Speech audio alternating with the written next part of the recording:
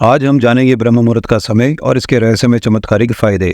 30 मुहूर्त के मेल से एक दिन और रात बनते हैं और इन 30 मुहूर्तों का सबसे चमत्कारिक पल ब्रह्म मुहूर्त या फिर अमृत वेला को माना गया है। सूर्योदय के ठीक 1 घंटा 36 मिनट पहले का वह रहस्यमय और चमत्कारिक समय, जिसे अगर आप इस्तेमाल करना सीख गए तो कुछ ही समय में अपने जीवन में आए ऐसे बदलाव को देखेंगे जिसे देखकर आप खुद दंग रह जाओगे। यहाँ तक कि मनुस्मृति में महर्षि मनु ने भी कहा है कि ब्रह्म मुहूर्त में उठकर हमें ध्यान यानी कि मेडिटेशन और वेदों का अध्ययन करना चाहिए। अगर इतने बड़े महर्षि ने इतने कठिन वेदों का अध्ययन करने के लिए ब्रह्म मुहूर्त के समय को बताया है तो इसके पीछे जरूर कोई बड़ा कारण रहा होगा।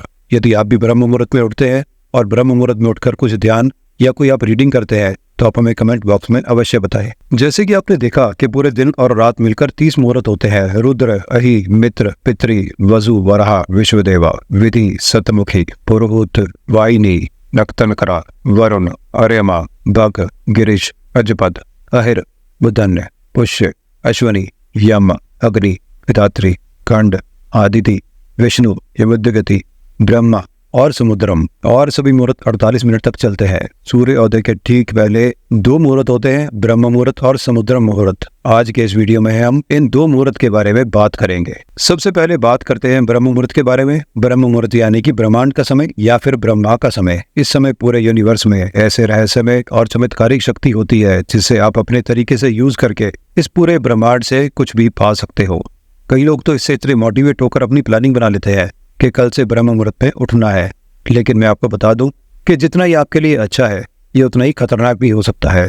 इसके बारे में हम आगे बात करेंगे। सूर्योदय के ठीक 96 मिनट पहले ब्रह्म मुहूर्त के स्टार्टिंग होने का समय होता है। ऐसे में तो ब्रह्म मुहूर्त 4 बजे से लेकर 6 बजे तक चलता है, लेकिन अगर आपको इसका एग्जैक्ट टाइम कैलकुलेट करना है तो आपको कोई भी सर्च इंजन ओपन कर लेना है और सर्च करना है sunrise time in your location. For example मैं सर्च करता हूँ सनराइज टाइम इन चंडीगढ़। यह हो गया सनराइज का टाइम। इसमें आपको 96 मिनट माइनस कर देने हैं तो जो टाइम आएगा वही ब्रह्म मुहूर्त के स्टार्टिंग का टाइम है और इस टाइम से लेकर अगले 48 मिनट तक ब्रह्म मुहूर्त का समय होता है। यह तो हो गया ब्रह्म मुहूर्त की स्टार्टिंग और एंडिंग का टाइम। अब हम जानते हैं कि ऐसी कौन सी चीज जो 30 मुहूर्तों में से ब्रह्म मुहूर्त को सबसे शक्तिशाली बनाती है। जी हाँ, वो चीज जो ब्रह्म मुहूर्त को सबसे शक्तिशाली बनाती है। Number 1, powerful energy. हमारी बॉडी में टोटल 72,000 नाड़ियां होती है और शिव संहिता में यह नंबर बढ़कर 3,30,000 नाड़ियों तक की बात होती है। पर इसमें से सबसे इंपॉर्टेंट नाड़ी है ईड़ा, पिंगला और सुषुम्ना नाड़ी। और एक सामान्य मनुष्य में सिर्फ ईड़ा नाड़ी और पिंगला नाड़ी ही एक्टिवेट होती है।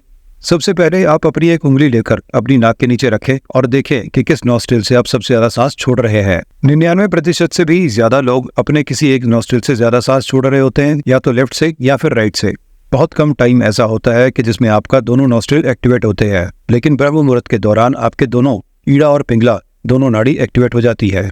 यह हमारे कुंडलिनी शक्ति को जागृत करने के लिए इंपॉर्टेंट रोल प्ले करती है। और जब आप ब्रह्म मुहूर्त में मेडिटेशन यानी कि ध्यान करते हैं तो आपकी सुषुम्ना नाड़ी भी एक्टिवेट हो जाती है और यह हमारे मूलाधार चक्र से होते हुए सहस्त्रार चक्र तक बहना प्रारंभ कर देती है। इसलिए साधु संत और योगी ब्रह्म मुहूर्त में उठकर ध्यान करते हैं और ईड़ा और पिंगला दोनों नाड़ी एक साथ एक्टिवेट होने पर कुंडलिनी शक्ति के लिए ये बहुत ज्यादा इंपॉर्टेंट होती है। लेकिन मैं फिर रिकमेंड करूंगा कि आप किसी गुरु की उपस्थिति में अपनी कुंडलिनी शक्ति को जागृत करें, अन्यथा आपको यह नेगेटिव इम्पैक्ट भी कर सकती है। दूसरा, सिंकॉर्डियन रिदम। हमारी यह पूरी पृथ्वी और हमारा शरीर पंच महाभूत के मेल से बने हैं। आकाश, वायु, जल, अग्नि और पृथ्वी। और इन्हीं 5 तत्वों के मेल से हमारी बॉडी के 3 मुख्य दोषों का निर्माण होता है। इसे त्रिदोष भी कहते हैं, वात, पित्त और कफ। और इन दोषों में सबसे इंपॉर्टेंट दोष होता है वात दोष। तो इसलिए हमारी बॉडी में अगर वात दोष असंतुलित हो जाता है तो हमें किसी काम में हम कंसंट्रेट नहीं कर पाते या फिर फोकस नहीं कर पाते। एंग्जाइटी, डर, लोनलीनेस हम फील करते हैं। अकॉर्डिंग टू द आयुर्वेद हमारी बॉडी में सुबह 2 बजे से लेकर 6 बजे तक वात दोष का लेवल सबसे ज्यादा होता है और इस समय हमारे क्रिएटिविटी, कंसंट्रेशन और फोकस करने की एबिलिटी सबसे ज्यादा होती है। इसलिए हमें इस समय पर ज्यादा से ज्यादा क्रिएटिव वर्क करना चाहिए और इससे हमारा वात दोष का बैलेंस भी बना रहता है। Number 3, law of attraction. जिस तरीके से हम और हमारा ब्रेन एक दूसरे से कनेक्टेड है, इंटरकनेक्टेड है, उसी तरह से हम और हमारा ब्रह्मांड एक दूसरे से कनेक्टेड है। अगर आप प्रकृति के नियम के अकॉर्डिंग चलोगे तो फिर ब्रह्मांड आपको वह हर चीज देगा जो आप चाहोगे। अगर आप ब्रह्म मुहूर्त के समय अपने कोई भी थॉट या फिर विचार ब्रह्मांड को दोगे तो यह ब्रह्मांड उस थॉट को रियल लाइफ में मैनिफेस्ट करने में उतना ही कम समय लेगा। अगर आपको पॉइंट ए से पॉइंट बी तक जाना है जिसमें बहुत ज्यादा ट्रैफिक है तो अब आप पहुंचोगे तो जरूर, पर बहुत लेट। वही अगर आपको पॉइंट सी से पॉइंट डी तक जाना है जिसमें कम ट्रैफिक है तो आप बहुत जल्दी वहां पहुंच जाओगे। इसी तरह ब्रह्म मुहूर्त के समय और इस समय ब्रह्मांड में ना के बराबर विचार होते हैं। अगर आप ब्रह्म मुहूर्त में उठकर अपना कोई भी थॉट या फिर अपना विचार इस ब्रह्मांड तक पहुंचाओगे तो यह ब्रह्मांड आपको रियल लाइफ में इस थॉट को उतनी ही जल्दी लेकर आएगा। इसके अलावा भी बहुत सारी ऐसी चीजें हैं जो इस 48 मिनट के मुहूर्त को और ज्यादा पावरफुल बनाती हैं, जैसे कि कॉस्मिक एनर्जी यानी कि विश्व शक्ति। क्या आपको पता है कि हमारे दिन और रात 4 कालों में डिवाइड होते हैं? एग्जाम्पल के लिए सूर्यास्त अगर 6 बजे होता है तो रुद्र काल, इस समय में कभी भी सोना नहीं चाहिए। 9 से 12 राक्षस काल, इस समय में कभी भी जागे हुए नहीं रहना चाहिए। 12 से 3 गंधर्व काल, जब हम अपनी सबसे गहरी नींद में होते हैं। और 30 से 6 मनोहर काल, जिस समय हमें हर हालत में बिस्तर छोड़ देना चाहिए, क्योंकि मनोहर काल के दौरान इस ब्रह्मांड में सबसे ज्यादा कॉस्मिक एनर्जी यानी कि विश्व शक्ति होती है। यह वही एनर्जी है जो इस ब्रह्मांड को सुचारू रूप से चलने में मदद करती है। लेकिन जब हम सोए हुए होते हैं तब हमारी बॉडी में बहुत कम मात्रा में कॉस्मिक एनर्जी एंटर कर पाती है। वही अगर आप उठकर मेडिटेशन करते हैं तो हमारा यह ब्रह्मांड बहुत अधिक मात्रा में हमें यह एनर्जी देता है, जिससे आपको कुछ दिनों में फर्क महसूस होने लगेगा। आपका कंसंट्रेशन फोकस करने की आपकी एबिलिटी एकदम पीक में हो जाती है। अब इतनी सारी चीजों के बाद इसके फायदे बोलने की वैसे तो कोई जरूरत नहीं है, लेकिन अगर आप फिर भी चाहते हैं कि ब्रह्म मुहूर्त में उठने के क्या क्या फायदे हैं तो वीडियो पर स्टॉप करके आप इसको पढ़ सकते हैं। आज का सो कॉल्ड मॉडर्न वर्ल्ड हमारी पूरी संस्कृति को खा चुका है। जिस समय हमें सोना चाहिए उस समय हम डिनर करते हैं, जिस समय हमें उठना चाहिए उस समय हम सोते हैं। और अगर फिर भी आप ब्रह्म मुहूर्त में उठ जाते हो तो आप इस समय में सबसे पहले फ्रेश होकर ध्यान यानी कि मेडिटेशन कर सकते हो, या फिर पूजा या फिर कोई भी और स्पिरिचुअल चीज आप कर सकते हो। इसके बाद एफर्मेशन, विजुअलाइजेशन और लॉ ऑफ अट्रैक्शन के नियमों पर काम कर सकते हो। ये ऐसा समय है जो आपको आपके बारे में बताता है, आपको अपने बारे में जानने का मौका मिलता है, और इस समय का उपयोग करके आप अपने आप को और ज्यादा डेवलप कर सकते हो, अपनी ग्रोथ कर सकते हो। यह सृजन या फिर सेल्फ क्रिएशन का सबसे बेहतरीन समय है। ध्यान दें कि इस मुहूर्त में आपको प्लानिंग नहीं करनी है। इसके अगले वाले मुहूर्त यानी कि समुद्र मुहूर्त में आपको प्लानिंग करनी चाहिए।